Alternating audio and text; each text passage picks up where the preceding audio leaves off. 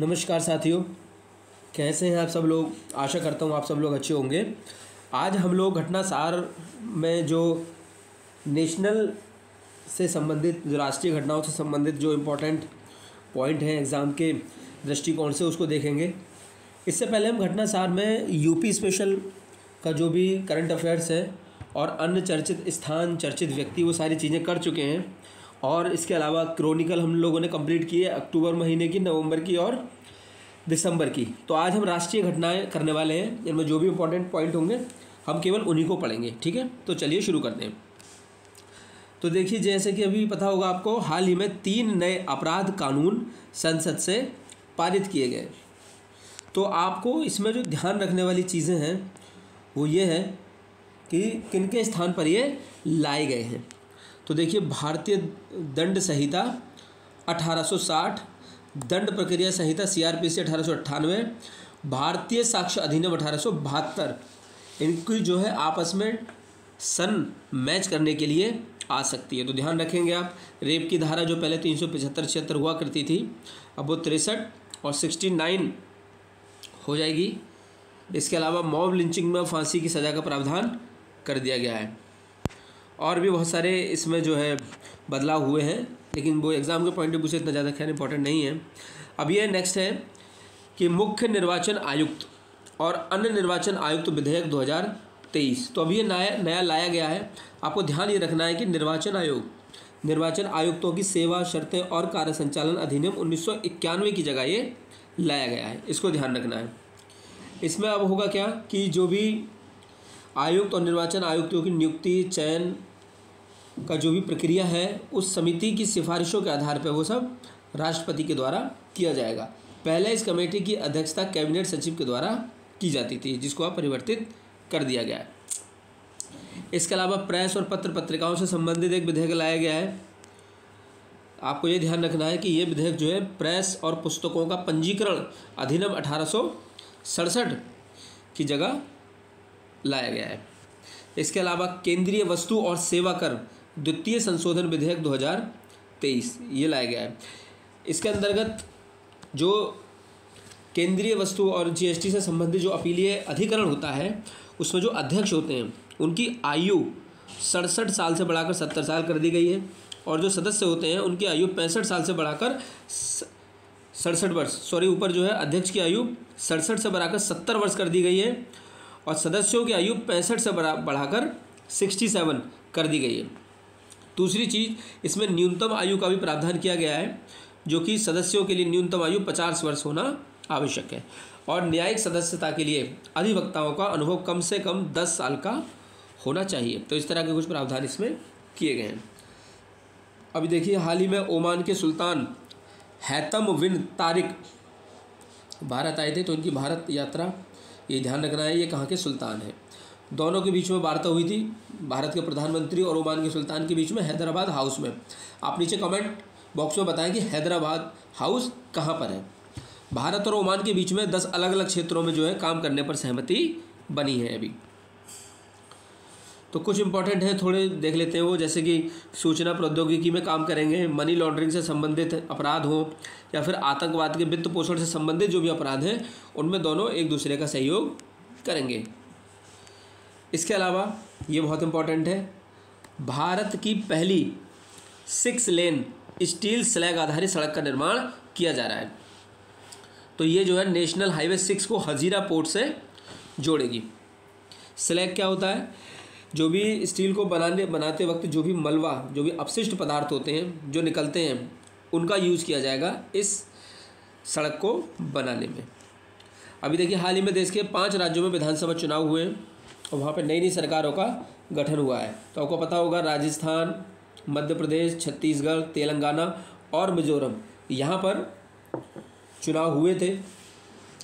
जहाँ पर तेलंगाना में कांग्रेस ने सरकार बनाई है, बाकी राजस्थान, मध्य प्रदेश, छत्तीसगढ़ में बीजेपी पूर्ण बहुमत के साथ विजयी हुई है। इसके अलावा मिजोरम में एक आंदोलन चल रहा था, उससे एक नई पार्टी उभरी थी, JDPM, इसको बहुमत मिला है और इसने यहाँ पर सरकार बनाई है। तो आपको एक तो ये ध्यान रखना है कि इन 5 राज्यों में कितनी कितनी विधानसभा की सीटें हैं। तो देखिए, राजस्थान में कुल 199 सीटें हैं, बीजेपी यहाँ पर जीती है। इसके अलावा मध्य प्रदेश में 230 सीटें हैं और इसके अलावा छत्तीसगढ़ में 90 सीटें हैं विधानसभा की। और इसके अलावा तेलंगाना, तो तेलंगाना में 119 विधानसभा सीटों में कांग्रेस को 64, मतलब 119 विधानसभा सीटें थी कुल। और इसके अलावा मिज़ोरम में कुल सीटें हैं 40। तो यहाँ पर मिज़ोरम में पूर्व एक IPS अधिकारी थे जिनका नाम था लाल दुहोमा। तो यहाँ पर ये मूवमेंट चला रहे थे कोई, तो उसी की वजह से इनको जो वहाँ पर पॉपुलैरिटी मिली और इनकी जो पार्टी है वो बहुमत में आ गई। तो देखिए कौन कौन से कहाँ पे मुख्यमंत्री बने हैं। रेवंत रेड्डी तेलंगाना के नए मुख्यमंत्री बने हैं और यहाँ पर तेलंगाना के राज्यपाल T सौंदरराजन ने इनको गोपनीयता की शपथ दिलाई। इसके अलावा डॉक्टर मनमोहन यादव मध्य प्रदेश के नए मुख्यमंत्री बने हैं और यहाँ के राज्यपाल मंगू भाई पटेल ने इनको शपथ यहाँ पर दिलवाई थी। इसके अलावा विष्णुदेव साय छत्तीसगढ़ के नए मुख्यमंत्री बने हैं और यहाँ के राज्यपाल थे विश्वभूषण हरिचंदन, जिन्होंने इनको शपथ दिलाई। इसके अलावा भजन लाल शर्मा राजस्थान के नए मुख्यमंत्री बने, ये इंपॉर्टेंट है। राज्यपाल कलराज मिश्र ने यहाँ पर इनको शपथ दिलाई थी।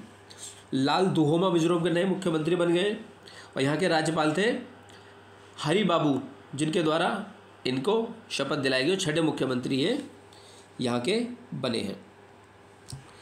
तो ये चुनाव थे जो भी हाल ही में राज्यों में हुए थे, उनसे संबंधित था कुछ।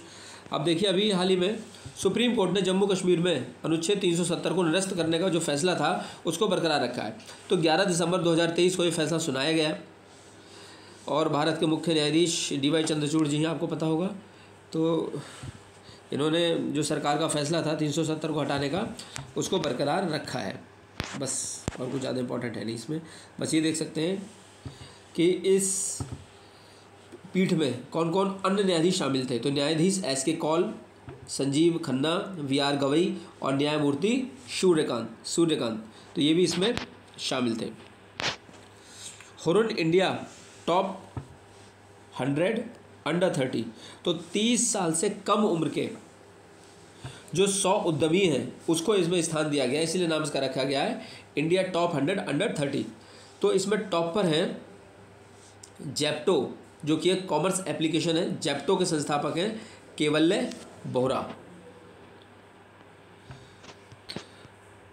यहाँ पे देख लेते हैं हम, नीचे दिया हुआ है।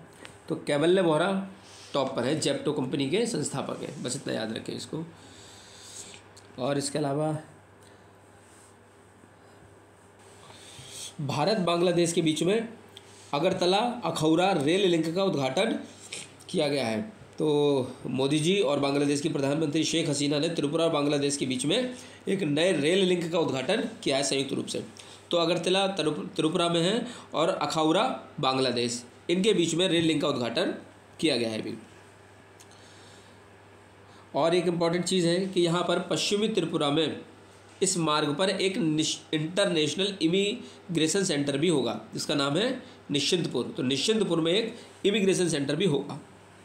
इसके अलावा भारत मालदीव से अपने सैन्य कर्मियों को बुलाने के लिए सहमत हो गया है। तो मालदीव में भारत के लगभग 75 भारतीय सैन्य कर्मियों को वापस बुलाया गया है, क्योंकि अभी जो हाल ही में मालदीव में नई सरकार बनी है जिनके राष्ट्रपति है मोहम्मद मुइज़ू। तो ये कहा जाता है कि ये चीन समर्थक सरकार है, तो इसीलिए जो है इनको जो यहाँ पर बुला लिया गया है। और अभी हाल ही में आपने देखा होगा कि भारत और मालदीव के बीच में एक्चुअली लक्षद्वीप को लेकर मोदी जी ने कोई एक फ़ोटो डाली थी जिसको लेकर बहुत ज़्यादा विवाद की स्थिति हो गई और भारत से जो है बाइकॉट मालदीव के इस तरह के जो हैशटैग चलाए गए थे। तो मालदीव और लक्षद्वीप अभी बहुत ही ज़्यादा चर्चाओं में है, तो यहाँ से क्वेश्चन आने की संभावना बहुत ज़्यादा है। तो आप ज्योग्राफी में मालदीव और लक्षद्वीप के बारे में ज़रूर पढ़ लें कि कौन कौन सा यहाँ पर किस किस चैनल से भारत और मालदीव के बीच में अलग होता है, कौन कौन सा चैनल इनको अलग करता है और कौन कौन से यहाँ पर छोटे छोटे द्वीप हैं। बस ये था यहाँ पर। तो भारतीय सैनिक जो है 2013 से मालदीव के लामू और अट्टू द्वीपों पर तैनात थे, अब उनको जो है वापस बुला लिया गया। देखिए भूटान नरेश की भारत यात्रा। तो भूटान के नरेश जिग्मे खेसर नामग्याल वांगचुक भारत आए थे और भूटान की एक जल विद्युत परियोजना जिसका नाम है पुनात सांगशू सेकंड, पुरात सांगशू सेकंड, जो कि जल विद्युत परियोजना है, तो भारत इस पर काम कर रहा है। असम में कोकराझार, भूटान में गेलेफू के बीच में रेल लिंक की परियोजना भी बनाई जाएगी। और इसके अलावा भूटान जो है इंटरनेशनल बिग कैट अलायंस में शामिल हुआ है, जिसका स्वागत भारत ने किया। और इसके अलावा असम के डारगा और भूटान में सामद्रुप जोंगखार में इमिग्रेशन चेक पॉइंट बनाए जाएंगे। इसके अलावा केंद्रीय विश्वविद्यालय विधेयक 2023 संसद में पारित। तो ये हम लोगों ने पढ़ा भी था, अभी तेलंगाना में केंद्रीय जनजातीय विश्वविद्यालय स्थापित किया जाएगा, जिसका नाम होगा समक्का सरक्का सेंट्रल ट्राइबल यूनिवर्सिटी। ये जो है एक आदिवासी देवी का नाम है, जिसके नाम पर यहाँ पर रखा गया है। नीति आयोग की पहली डेल्टा रैंकिंग 2023 जारी की गई है अभी हाल ही में। तो ये जो है एस्पायरेशनल ब्लॉक प्रोग्राम, यानी कि आकांक्षी ब्लॉक कार्यक्रम ये शुरू किया गया है यहाँ पे। जिस तरह से आकांक्षी जिला कार्यक्रम शुरू किया गया था, जो भी सबसे ज़्यादा पिछड़े ज़िले हैं उनमें विकास करने के लिए, तो उसी की तर्ज पर एस्पायरेशनल ब्लॉक प्रोग्राम चलाया गया है।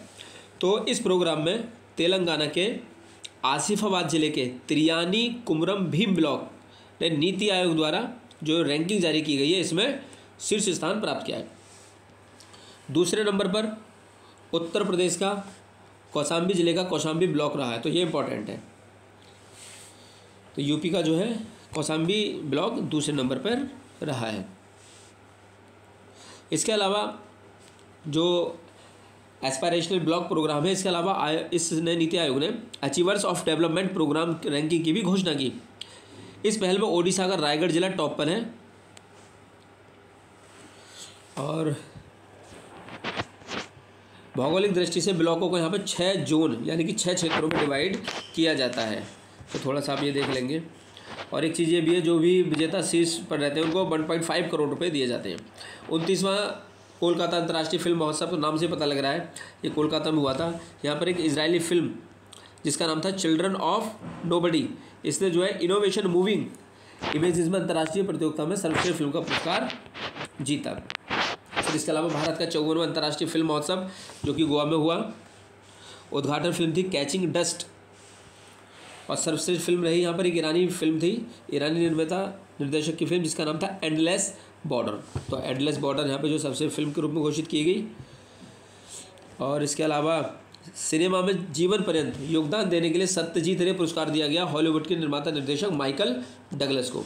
और भारतीय सिनेमा में योगदान के लिए माधुरी दीक्षित को सम्मानित किया गया यहाँ पर। तो ये कुछ इंपॉर्टेंट था। और नेक्स्ट है, भारत में साइबेरियाई बाघों का पहला जोड़ा 12 साल बाद दार्जिलिंग पहुंचा है। तो पश्चिम बंगाल के दार्जिलिंग में Padmaja Naidu Himalayan zoological park, यहाँ पर साइबेरियन बाघ का जोड़ा यहाँ पर पहुंचा है, जिसका नाम है लारा और अकामास। तो उनको जो है विशेष एम्बुलेंस के द्वारा यहाँ पर लाया गया। और यहाँ पर ध्यान देने वाली बात यह है कि Padmaja Naidu Himalayan zoological park Bharat में सबसे अधिक ऊंचाई पर स्थित पार्क है। और भारत में पहला हिम तेंदुआ संरक्षण प्रजनन कार्यक्रम 1986 में Padmaja Naidu Himalayan zoological park में ही शुरू किया गया था। इसके अलावा भूटान ने असम सीमा पर एक अंतर्राष्ट्रीय शहर बनाने की घोषणा की है। तो उस प्रोजेक्ट का नाम है गो गेफू स्मार्ट सिटी प्रोजेक्ट। भारत का सबसे बड़ा सर्कुलर रेलवे, तो बेंगलुरु को जल्दी ही 287 किलोमीटर लंबी सर्कुलर रेलवे मिल जाएगी। ठीक है, 287 किलोमीटर।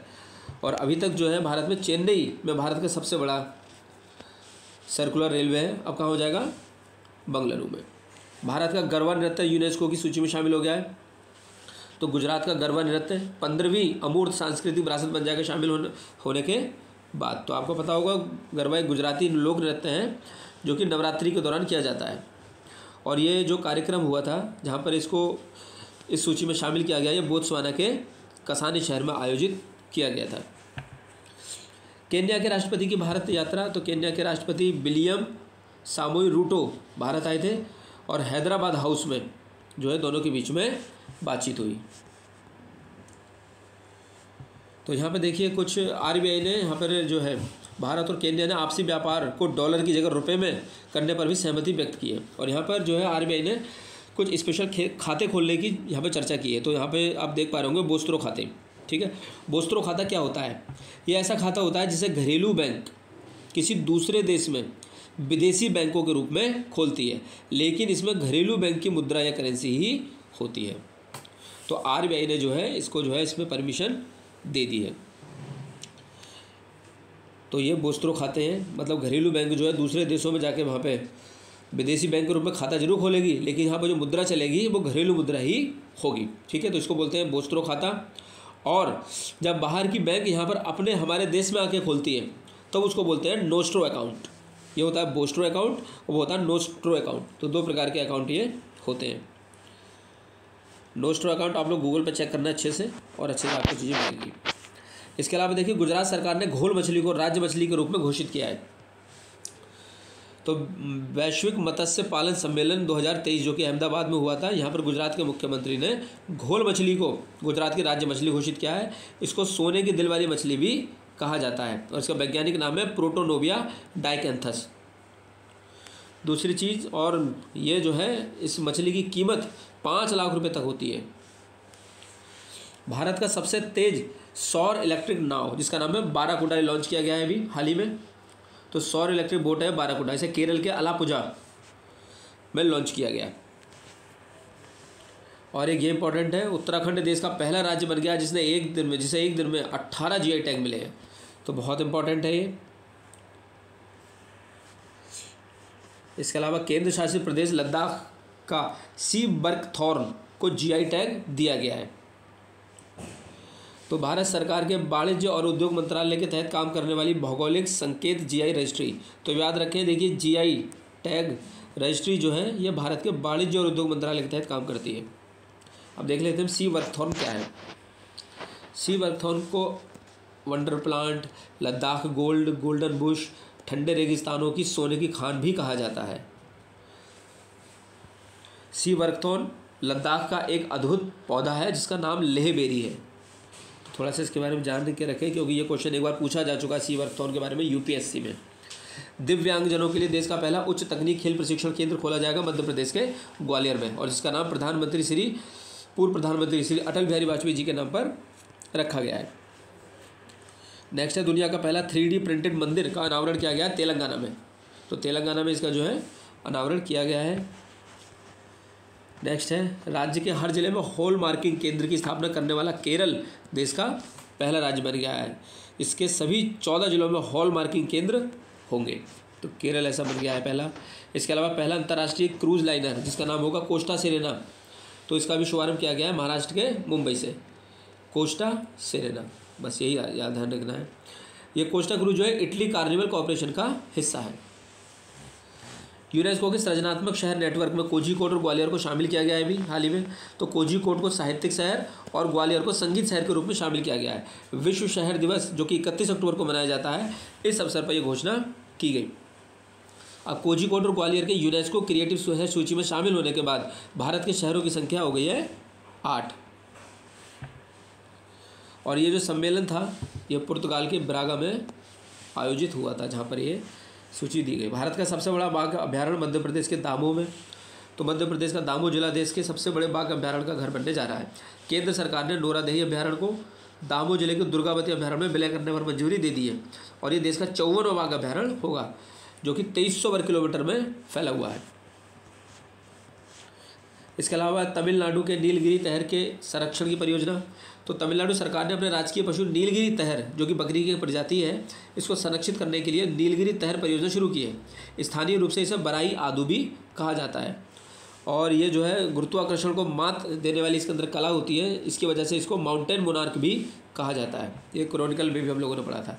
दुनिया का सबसे बड़ा मेडिटेशन सेंटर वाराणसी में खोला जा रहा है जिसका नाम होगा स्वर वेद। यहाँ पर 20,000 लोग एक साथ ध्यान लगा सकते हैं। भारत के बाहर दुनिया का सबसे बड़ा हिंदू मंदिर अमेरिका के न्यू जर्सी के रोविन्सविले टाउनशिप में BAPS स्वामी नारायण अक्षरधाम मंदिर का उद्घाटन किया गया। भारत के बाहर बना सबसे बड़ा हिंदू मंदिर कंबोडिया का अंकोर वाट मंदिर है। इसको हाल ही में अभी 8वें अजूबे के रूप में घोषित किया गया है। ये भी इंपॉर्टेंट है। देखिए, 17 दिनों के बाद सिलक्यारा सुरंग के अंदर बचाव अभियान पूरा हुआ।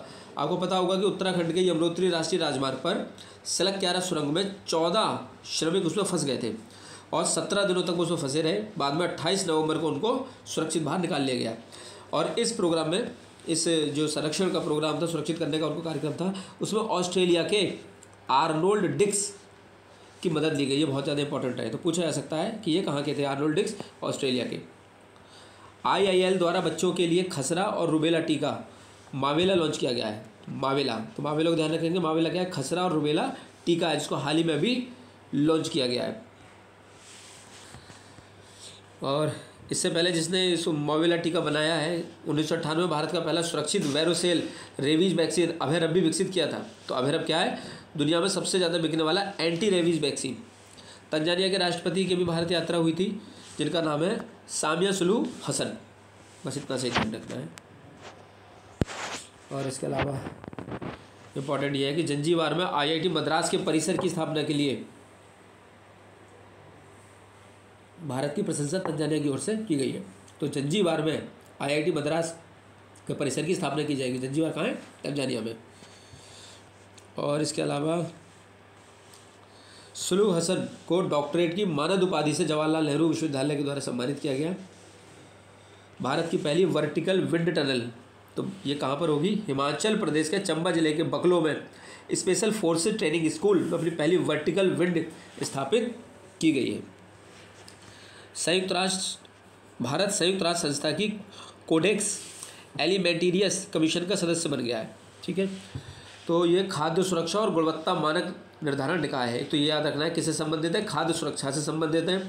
और किसकी संस्था है, ये संयुक्त राष्ट्र की संस्था है, जिसका नाम है कोडेक्स एलिमेंटेरियस कमीशन।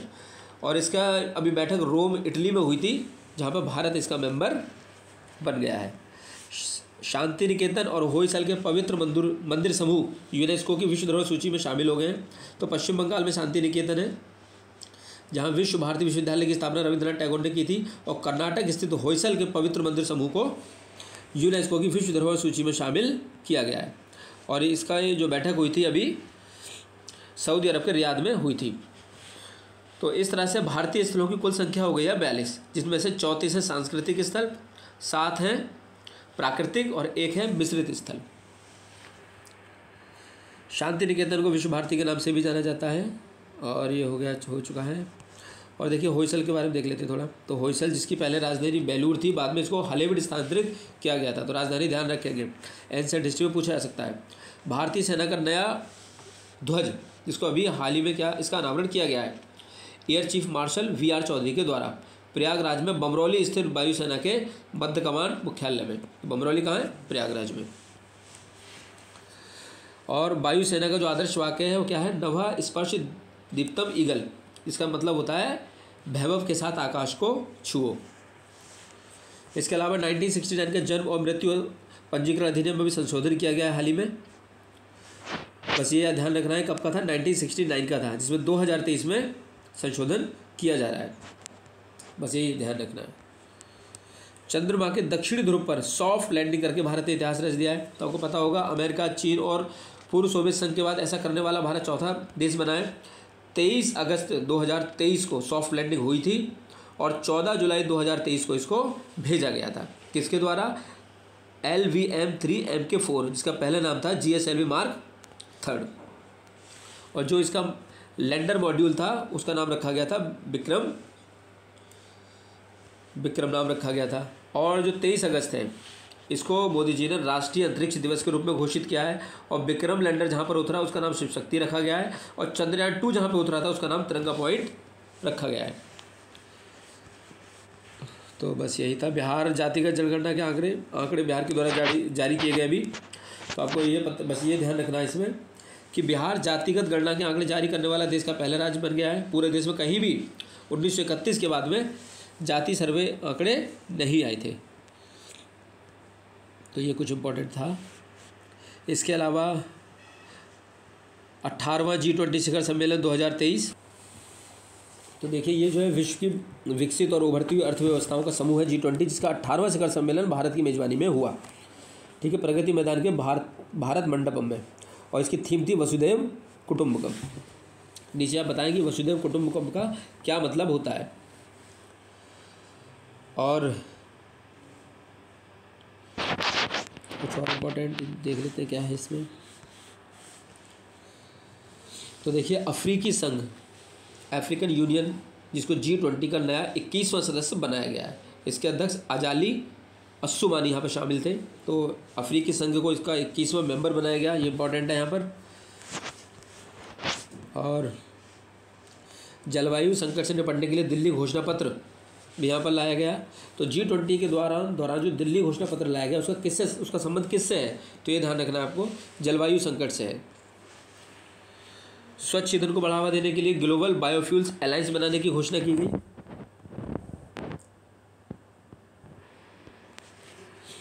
तो ये कुछ चीज़ें यहाँ पर हुई थी। इसके अलावा देखिए अगला जो G20 होगा 19वां शिखर सम्मेलन, वो ब्राज़ील के रियो डी जेनेरियो में होगा। और G20 में भारत के शेरपा कौन थे, अमिताभ कांत। तो ये भी ध्यान रखना है आपको। देखिए G20 का कोई भी स्थानीय सचिवालय मुख्यालय नहीं होता है। सदस्य देश जहाँ पर इसका सम्मेलन होता है वही इसके मेजबान देश और अध्यक्ष के रूप में जाने जाते हैं। तो बस ये है इम्पोर्टेंट। और महिला आरक्षण से संबंधित नारी शक्ति वंदन अधिनियम 2023 को जो है पारित कर दिया गया है।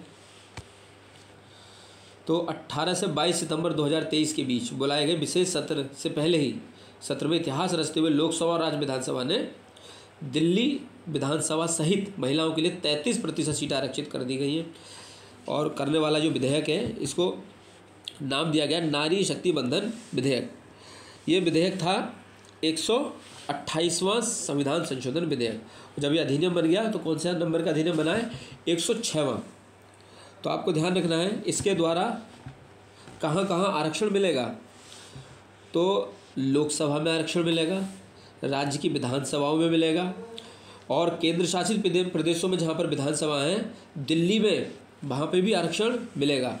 लेकिन एक चीज़ ध्यान रखनी है आपको कि राज्यसभा और केंद्र शासित प्रदेश पुडुचेरी विधानसभा में आरक्षण लागू नहीं होगा।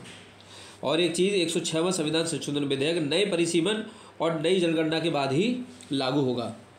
और इससे संबंधित जो अनुच्छेद है, अनुच्छेद 330 जो है, तो देखिए संविधान के अनुच्छेद 330 के द्वारा अनुसूचित जाति व अनुसूचित जनजाति के लिए लोकसभा में 130 सीटें पहले से ही आरक्षित हैं। तो इन आरक्षित सीटों में से SC ST महिलाओं के लिए 33% सीटें पारित किए गए अधिनियम के तहत स्वतः ही आरक्षित रहेंगी। तो आप इसे ध्यान रखेंगे। और आप ये भी चीज़ ध्यान रखेंगे कि असदुद्दीन ओवैसी की पार्टी AIMIM इसके विरोध में रही, ठीक है। और 29 सितंबर को इसको राष्ट्रपति महोदया का अनुमोदन प्राप्त हुआ था, जिसके बाद यह अधिनियम बन गया।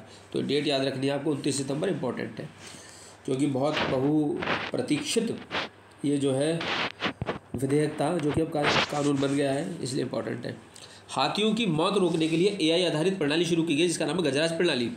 तो रेलवे ने रेल पटरियों पर हाथियों की मौत को रोकने के लिए AI आधारित गजराज प्रणाली शुरू की गई है। ये प्रणाली असम, पश्चिम बंगाल, ओडिशा, केरल, झारखंड, छत्तीसगढ़ और तमिलनाडु में लगाई जाएगी।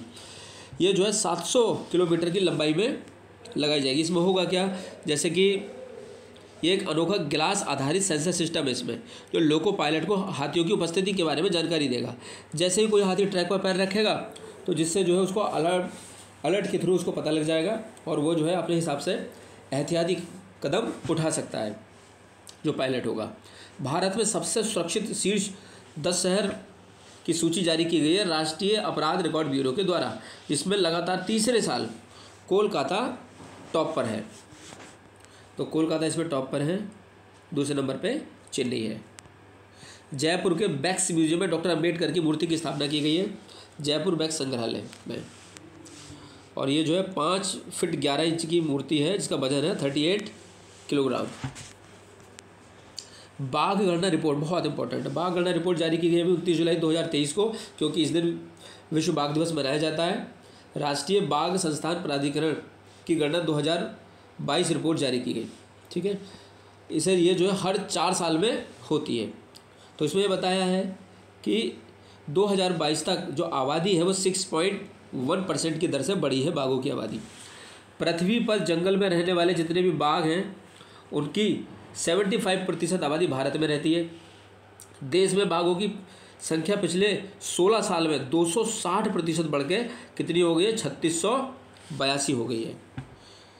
तो 60 बढ़ गए हैं। दूसरी चीज़, सबसे ज़्यादा बाघ मध्य प्रदेश में है 785। इसके अलावा उत्तर प्रदेश में बाघों की संख्या जो पहले 109 थी वो करीब दोगुनी होकर पहुंच गई है अब 205 पर, तो इसको भी ध्यान रखेंगे। और इस रिपोर्ट के अनुसार जितने भी हमारे टाइगर रिजर्व है उनमें सबसे ज़्यादा 260 बाघ जो है वो उत्तराखंड के कॉर्बेट रिजर्व में है, तो ये भी इम्पोर्टेंट है।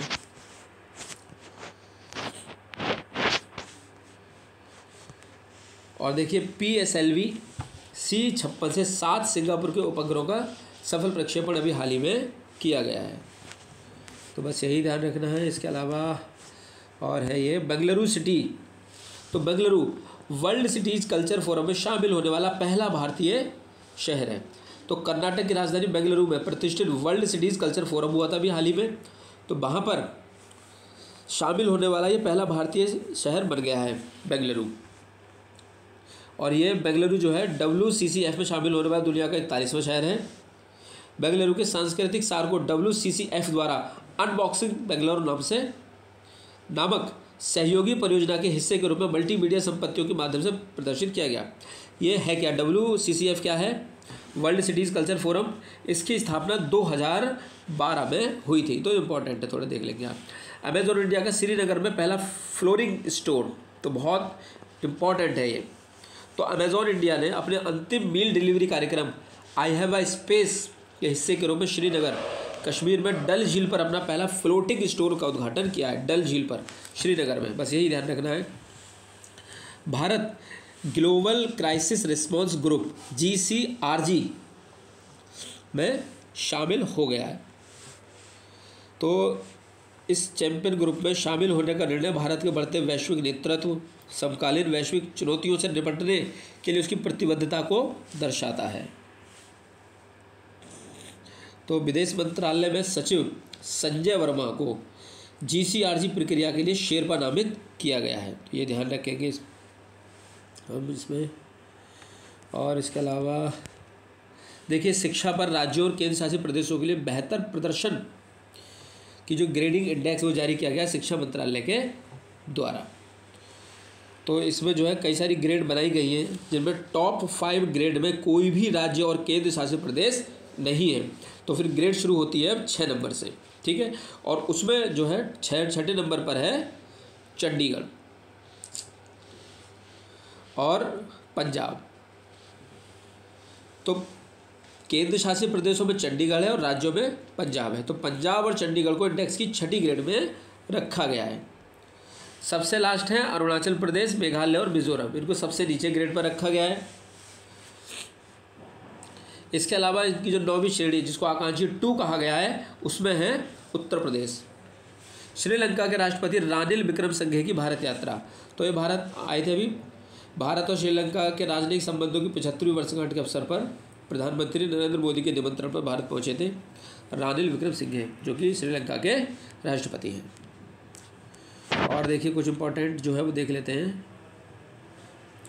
देखिए SCO का 23वां शिखर सम्मेलन, तो संघाई सहयोग संगठन का 23वां शिखर सम्मेलन जो है वर्चुअल माध्यम से भारत में किया गया और इसकी थीम थी सुरक्षित SCO की ओर। और नरेंद्र मोदी ने इसकी अध्यक्षता की। इस दौरान एक जो है नई दिल्ली घोषणा पत्र का अनुमोदन किया गया, जो कि अलगाववाद, उग्रवाद और आतंकवाद की ओर जाने वाले कट्टरपंथ से संबंधित है। अभी हमने एक नई दिल्ली घोषणा पत्र और पढ़ा था। अगर क्वेश्चन में पूछा जाता है कि G20 में जारी घोषणा पत्र का उद्देश्य क्या है, तो वो था जलवायु परिवर्तन से संबंधित। SCO में जारी दिल्ली घोषणा पत्र का संबंध किससे है, अलगाववाद, उग्रवाद और आतंकवाद, तो इसको भी ध्यान में रखना है। और SCO के सदस्य देशों ने 2024 को SCO पर्यावरण वर्ष घोषित करने पर ये लोग सहमत हुए हैं, तो ये इम्पोर्टेंट है। इसके अलावा जो 2024 में 24वां SCO शिखर सम्मेलन होगा वो कजाकिस्तान के अस्ताना में होगा। और ईरान को SCO का नया सदस्य अब बनाया गया है 2023 में। इसके अलावा जम्मू कश्मीर में मानसिक स्वास्थ्य को समर्पित भारत का पहला चैटबॉट टेलीमानस लॉन्च किया गया। तो टेलीमानस क्या है, भारत का पहला मानसिक स्वास्थ्य को दिखाने वाला चैटबॉट है, जो कि जम्मू कश्मीर में लॉन्च किया गया। और इसके अलावा है युद्धपोत INS कृपाण को उपहार स्वरूप वियतनाम को सौंपा है भारत ने, ठीक है। तो ये भी ध्यान देना है कि वियतनाम के कैमरैन जो नौसैनिक अड्डा है वहाँ पर आयोजित समारोह हुआ था, वहाँ पे इसको दिया गया। और इसके अलावा EPR क्रेडिट प्राप्त करने वाला देश का पहला शहर बन गया है इंदौर। तो इंदौर शहर EPR क्रेडिट विस्तारित उत्पादक उत्तरदायित्व प्राप्त करने वाला पहला शहर बन गया है। इंदौर नगर निगम जो है यहाँ पर इन्होंने जो है सिंगल यूज प्लास्टिक थी उसको जब्त कर लिया था। तो ऐसा करने वाला EPR क्रेडिट प्राप्त करने वाला देश का पहला नगर निगम बन गया है। EPR का मतलब होता है कि जो भी प्रोड्यूसर हैं, जो भी प्लास्टिक को प्रोड्यूस करते हैं और तो उसका यूज होने के बाद, उस प्लास्टिक का यूज होने के बाद उसको ख़त्म करने का या उसका जो है ट्रीटमेंट करने का या उसको दोबारा से रीयूज़ करने की जो जिम्मेदारी है वो उसी प्रोड्यूसर की होगी। इसी को बोलते हैं EPR। ठीक है, तो ये था हमारा नेशनल। तो नेशनल हमारा आज समाप्त हो गया। अगले वाले पार्ट में हम लोग इंटरनेशनल पढ़ेंगे घटना सार से। ठीक है, तब तक के लिए आप लोग पढ़ते रहिए। ऑल द बेस्ट, जय हिंद।